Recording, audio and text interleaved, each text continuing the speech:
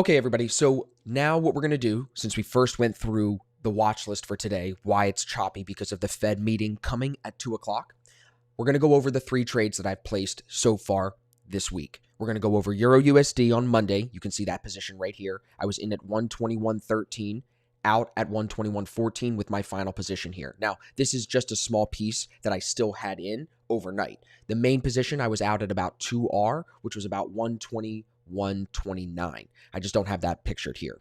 So Euro USD was the first trade. Then yesterday, Tuesday, I traded GBP AUD twice. The first position, I split my risk between both entries you see here. The second trade of the day, this was the position that I had on. You can see the entry is lower, and I ended up still holding a piece of that right now. I am still holding a piece of that right now. So again, 3 trades, Euro USD, GBP AUD once, and then GBP AUD twice. So first with Euro USD, this was a D2 trade idea. So this comes off the Friday divergence low that was set at the end of the day. You can see the bullish divergence here on Friday from 8:15 into 9 o'clock into actually 10 and even 11 o'clock here. So that rising RSI on the bottom right here, RSI is rising with price falling, sets the divergence up. So I used this pin at that divergence structure low with the 2 candles to the left and the 2 candles to the right, not lower than the pin. That's where I drew the blue box here. That blue box is my bottom zone coming into the week on Monday. We tested that zone 3 times and created more bullish divergence. See this RSI rising here? If you connect those points on price action, price is falling. So not only is it testing the zone, but it's also giving me another bullish confirmation. Then at about 3:30, 4 o'clock in the morning, this breaks the 50 EMA, which is this light blue line. The 8 and 21 EMAs also shift up, which puts us in a short-term uptrend. The break of the 50 EMA is a higher time frame bias change. So for me, when we see a break of the 50, I'm looking for that break to hold and for us to see it continue from that 50 up towards the next EMA, which is the 200 EMA, this white line here, because we're trading counter trend with the 800 EMA way above us because the overall trend is to the downside. So when I woke up at about 4:30, I did my meditation, got to the desk. As it was retesting the blue line here, the 50 EMA, and as it was already in an upshift, I was able to go down to the 1 minute and identify divergence that created a risk point. If I could scroll back, I'll show you. Hold on. Right here. This divergence created the bottom at that 15-minute 50 EMA, which is the 1 minute 800 EMA, this dark blue line right here. So with us having bullish divergence now off that level, still making higher lows on the 15-minute, it gave me a stop level that I was looking for it to hold. Then it formed a higher low off that bottom here as it broke back through the 50 EMA and started to pull that 1 minute market sentiment line into the buy zone. And that's exactly what I'd want to see. Now, it ends up coming back down to my entry price before it makes it up to 1R. When it comes back to the entry, I didn't really get scared because I trust my stop, but also we formed bullish divergence again here, which is another bullish confirmation. And if you zoom out, this is just making higher lows and higher highs. So after we form that bullish divergence on the 1 minute, we break through the 50 again. 8 and 21 are crossed up on the 1 minute. Same thing we're looking for on the 15 minute. And then that moves up to 1R, which is where I took profit with about 20% of the position. I then ended up closing a little bit more of the trade as it started to break down under the 50 and head back towards the entry. I didn't want to lock my stop and profit because I didn't want to get taken out of the trade because I wanted to give it time to go up towards that 15-minute 200 EMA. But I still wanted to make sure that if it did come down to full stop, I wouldn't go red on the trade, which is why I closed another piece of it here. Because between both exits, this one being a little over 1R and this one being about 0.5R, I was able to make sure that even if it stopped me out in profit or stopped me out at my full stop, I don't lose any money on the trade. It would have just been a wash. But I wanted to give it more time. And that actually paid off well for me because as you can see, it moved higher into the rest of the day, into 9, 9:30, 10 o'clock. And then overnight, I'll show you on the 15-minute. It pulls back and just barely stops me out right here at this pin. That's at 20. 20 is what? 10 p.m.? Just about 10 p.m. New York time? Yeah, something like that. Maybe 8 p.m. New York time? I'm not good with the time conversion. Yeah, I think 8 because 4 more. Yeah. So at 8 p.m., it hits my stop loss, as you can see in profit here. And that's the piece of the trade that you're seeing right here, getting stopped out at 121.14.4. Look at the price here, 121.14. All right, it's a little higher here, 14.8. So it was like right there. Okay, so that's where I get tagged out of the trade. And then, of course, it continues higher after tagging me out because that's what the market always does. You just got to live with it sometimes. Sometimes, like the trade I'm going to show you next, I don't get taken out overnight and I can carry the move into the next day and I can make more money. But this was the idea on Euro USD. This was the D2 trade that I still made money on, even though I didn't catch the full move up to 121.45. I still was able to make money up to 121.30 and then get stopped out in profit. So as long as it's not a loss, I'm learning. And these D2 trades are my weakest point. So that's why it's good for me to practice them and good for me to take them when I can read them and can identify a risk point. Once I had my risk point, once I knew we had two sets of divergence here from Friday and then overnight into Monday, I was like, all right, this is where I want my money today. I think this is going at least to that 200 EMA. So that's Euro USD. Now let's go over to GBP AUD so we can break this down. So I'll actually pull up my markups here. If I go like this, go to June, and we go to GBP AUD here and here. Whoops. Here and here. Open that up. Cool. So here's the 15-minute yesterday. This is where I took my first position right off this 50 EMA as we're making higher lows overnight. I've got a lot of notes here. You can read them if you want. If you're in Asfx, you'll know what they mean. If you're not in Asfx, you should consider taking the courses so you can learn how to identify signals like this as well. With the price action holding the 50 EMA, I was interested in trading it up towards the high of day with this pin. This blue box coming in is actually from the previous day high. And we have this bearish divergence on top. So that line going into that zone gave me more confirmation that this is where I wanted to trade to. I didn't want to forecast it trying to break through that zone. I would have been happy to just trade it up to that high. That was the level that it's been trading between. Now this happens, I'm going to show you the live chart right here. So what ends up happening is it pulls all the way back down. I end up getting in again with my second position here and ride it all the way back up to catch my full move. And I ended up just barely profitable yesterday. And then because of the Euro USD win, I'm now profitable still on the week, even though I took this loss. Now there's a lot we can talk about with the loss, but I want to keep it brief and quick because I don't want this video to run on forever. So we'll come back to the win in a second. But again, just take a look here at the P&L. The first entry price, 183.10 and 183.11. Right here, you can see 183.10 and 183.11 would be 1 pip higher. So that was the first position. What I did wrong here, if you look at the 1 minute, there's a couple things that I did wrong. Here's the 1 minute bullish divergence that we're trading. That's going to tell us that we're going to move higher. Where I got in, you can see market sentiment is actually not in the buy zone yet. And what we're going to talk about, we're having a virtual workshop for ASFX members only. When we have that workshop, we're going to talk about where I'm finding the best D1 entries. And I find them not trading when that market sentiment line is in the opposite zone. I find waiting for it to be in the proper zone and trading here with structure is a better position to be in, because then if it comes back into the opposite zone as this does here, then I know I don't want the trade anymore. And Lindsay didn't take this trade with me yesterday, and she ended up avoiding the loss. Either way, I got in the trade. It went up a little bit, not that far, just about, I don't even think it was a full 1R. Let me check right here. Not even, yeah, 0.7 R. So it doesn't even move a full 1 R, and then it ends up coming back down here. Oh, it would have been 1 R if I had my original stop in. Sorry, I got to be clear here, just because there were a couple mistakes I made. So I could have waited on the entry. Another mistake that I probably could have done better in is if I grade it appropriately, it really is a C setup. We have bearish divergence on top. We were trading long when it was in a downshift. The 8 was under the 21. It was not in an upshift like it was here already. So probabilities could have been better with that as well. Those two knocks really could have made it a C setup. And if it was a C setup and I was trading it proper with the proper stop loss right here, it does go 1R from 183.10 to 183.22. That's 12 pips. So if it's a C setup, the way that you guys have seen me trade my C setups, the way that I've always done it is at 1R, I lock my stop and I take profit on C setups. On A and B setups, I let them run a little bit further.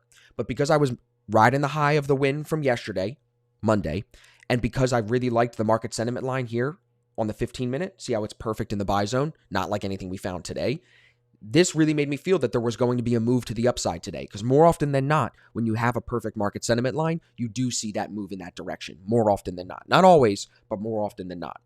So I married the idea by grading it a B setup instead of a C setup. I should have been a little bit more aggressive in my grading, a little bit more critical. And then what I did, which was stupid, if you look here, the stop loss is at 182.99. That's where the stop loss should go according to the D1 system. It's a repeatable system. We teach that in our course. That's in the advanced course. It is 20% off right now too with the summer sale. So I'll put a link in the description if you really want to learn the precise details of this. But that's where the stop should have went. But if you look at this 15-minute markup, I dropped the stop to 182.92 because I wanted to give it time to hold this 200 EMA, this white line in here, and hold the 183 price level. And it didn't. So what I made the mistake was not just grading it aggressively a little bit, giving it a B instead of a C, but I also moved my stop loss because I just wanted to be right. I ignored that it shifted back down here with this bar. A good D1 trade, as you'll see in some of the ideas today and then in the second trade on this one yesterday, it does not do this. It doesn't shift against you. It shifts up and it runs. It stays moving higher. So to stay in the trade even there is silly. And if you look at my other markup, it says right here, could have closed some here. Right there as it started to break past my entry. Just wash it out right there when the next candle comes back down and find a better entry. But I was married to it. So I ended up moving my stop and I took a little bit bigger of a loss than I should have. The takeaway here, now you can see where I get stopped. The takeaway here is that I didn't have a large position on, so it didn't wipe out my account. It didn't become an unnecessary loss. And I think the fact that my position was smaller than what it could have been, that was also a part of the reason why I was willing to drop my stop loss, because I knew it wasn't a lot of money, even if I lowered the stop. So that was the first trade on GBP AUD. You guys saw the P&L. We also talked about Euro USD being the winner that kind of screwed me up here and made me a little emotional, made me fall off my edge here with that first trade. It's off my edge to move my stop loss. It's off my edge to grade it aggressively instead of being conservative. So two things right there that I just could have done a little bit better. And now me sharing it with you, hopefully you'll accept that you make these mistakes too. I've been trading 6 years and look, I'm still making mistakes. Accept it and just hold yourself accountable to be better in the future. I'm being better today than I was yesterday. That's always the goal. And don't run from it. Make sure you mark it up and document the trades like I do so you can come back and study them. So that was the second trade. Now, we're going to flip over to the live chart so you can see this was the third trade of the week, second trade of the day yesterday. So it ends up pulling all the way back down and maxing out ADR, and it tests this pin low from yesterday. Monday's zone here, 2 candles to the left, 2 candles to the right are not lower. So this pin is my zone, can actually be extended out. And you can see it's had a lot of issues with this zone going back even into the previous week. Here it bounced off of it. Here it bounced off of it. Here it bounced off, finally got under it, couldn't hold under it. Tried to get under again, couldn't hold under it. So it's a very strong level of support here at 182.50. So when we come back to that support level, I still have my long bias. I size down because now the market sentiment line has dropped into the sell zone. I size down, but I take it as a proper C setup, and I ended up being able to cover the loss that I took here and still end the day slightly profitable because of the risk that I put into this trade. And now I'm still holding a piece of this trade as this might come higher today, maybe not, but you can see where my stop loss is locked in profit. Right now my stop is at 182.87, 182.87 right there. So you can see that it's lined up with what I'm doing right now. Now, today, the reason I didn't add to the position, again, is because of that market sentiment line dipping into the sell zone today. We like that perfect market sentiment line in the buy zone, like you see here yesterday before the entry. So on the 1 minute, let me show you the divergence and why this 1 minute entry yesterday was much better. And I really could have just not been in that first one because it was a C setup. I could have just said, all right, it's a C. Let me just wait. If you waited, look at the divergence you get on the 1 minute. And you actually get a better entry signal because the 1 minute market sentiment line moves into the proper zone when I took my entry versus me trying to get in before it gets into the proper zone. Because once the market sentiment line gets into the buy zone and I'm buying it, I just wanted to hold that buy zone. And look at what it did for the next few hours till 12 o'clock. It held the buy zone. That yellow line stays above the 50 value all the way to 12 o'clock. So that's where I took the position. I added some risk here when it got above the 1 minute 200 EMA. I had 2 positions in it, and that's the one that I'm still holding. This was the bigger position. I got in down lower, and that was where I ended up closing that thing at ADR. So, and that's what I'll show you on the P&L in a second. So here the divergence, RSI is rising, price is falling. The blue box you see, that's that zone from yesterday's low. It's right at that zone. So we have our bottom, we have a higher low marked, higher low marked. I put my entry in here, and I used this as my stop. Not the most recent higher low that we could retest and set to here. This one. This is what I consider the most recent higher low. So that's where the stop went. And then if you look at we can minimize this one. If you look at the P&L here, in at 182.68, 182.69. So I was a little bit lower than this. Like right there was my entry. And then again, take profit I took most of the trade off here at 183.34.5.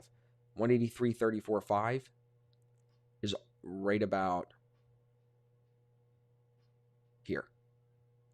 Right as we came up to the zone that we've bounced off of earlier in the day yesterday, and on Monday and on Friday, we came off that zone. So why would I anticipate that we're trading through that zone?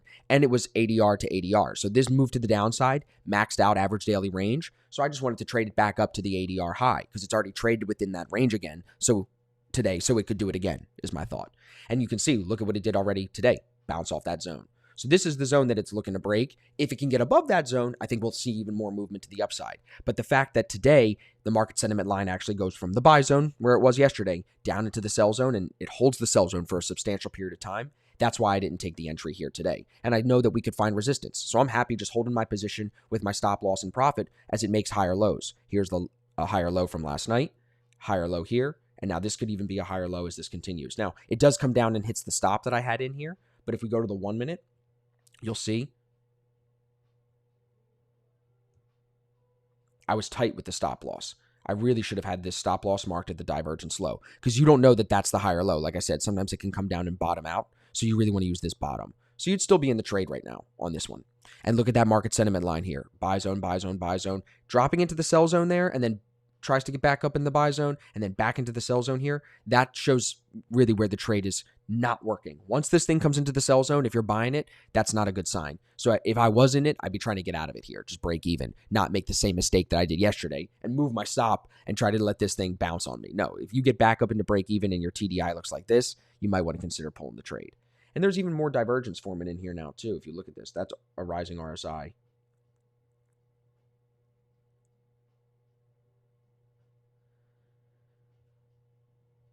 And falling price action here. So this could still come higher for sure. But this is the idea today. It's not as high probability as a trade compared to yesterday's trade. And I just didn't want to take the risk when I'm already in the position with my stop loss locked. So those were the three trades. Those were the three trades that I've been in so far this week. You had Euro USD on Monday. You had GBP AUD twice yesterday. And I think the takeaway from the week is be flexible to take good signals when they present. I'm not the best at the D2 strategy because I'm not a counter trend kind of guy, but I still took the trade on Monday and made a little bit of money. And then yesterday, when I find something that I like with that perfect market sentiment and I see trend clearly, even if you get stopped out, you can still find a winning setup on that trade later in the session, just like I did. And then if you can do better than me and not make a stupid mistake like moving your stop loss or grading it aggressively, if you can avoid those mistakes, then you can do even better because either you don't take that first loss, you don't take that first trade and you wait for the better one, or you don't trade at all, or you just take it as a smaller loss and you would have made more money on the comeback if you caught the second trade like I did. So there's still lessons for you guys to take from me this week.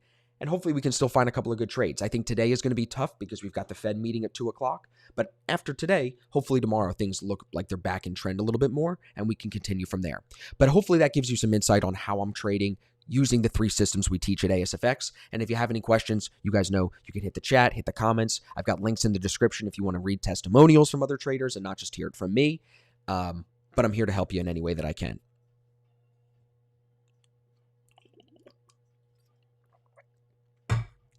The risk reward to the divergence on the first trade, Mike, that